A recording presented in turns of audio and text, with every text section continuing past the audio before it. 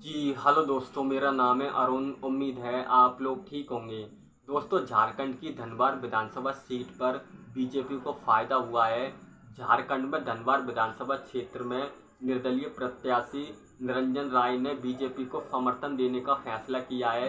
इससे बीजेपी की स्थिति मजबूत हो गई है और अन्य पार्टियों के प्रत्याशियों की चिंता बढ़ गई है।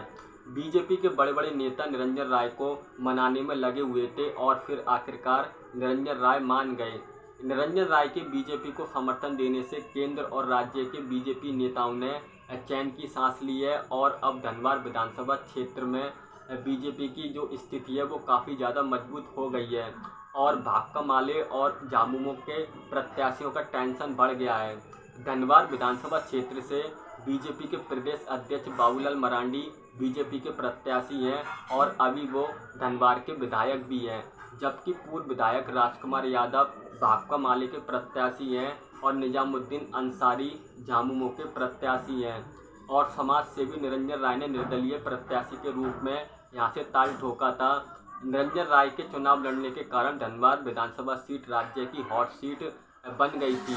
निर्दलीय प्रत्याशी निरंजन राय के चुनाव लड़ने से बीजेपी नेताओं की नींद उड़ी हुई थी और इसी वजह से बीजेपी नेता लगातार उनको मनाने की कोशिश कर रहे थे, लेकिन पहले निरंजन राय ने उनकी बात नहीं मानी, लेकिन बीजेपी की तरफ से उनको मनाने का सिलसिला लगातार जारी रहा।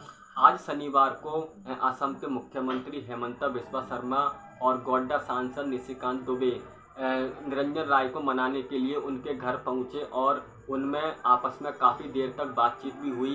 फिर इसके बाद निरंजन राय हेमंत बिस्वा शर्मा और निशिकांत दुबे के साथ उनके हेलीकॉप्टर से जामताड़ा चले गए।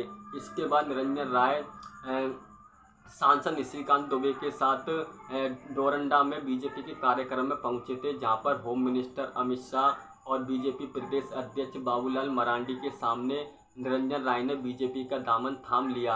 अब निरंजन राय के बीजेपी में शामिल होने से बीजेपी नेता खुश हैं और धनबाद क्षेत्र में बीजेपी की स्थिति मजबूत हो गई है। निरंजन राय की उम्र 45 साल की है और उनके खिलाफ कोई आपराधिक मामला भी दर्ज नहीं है।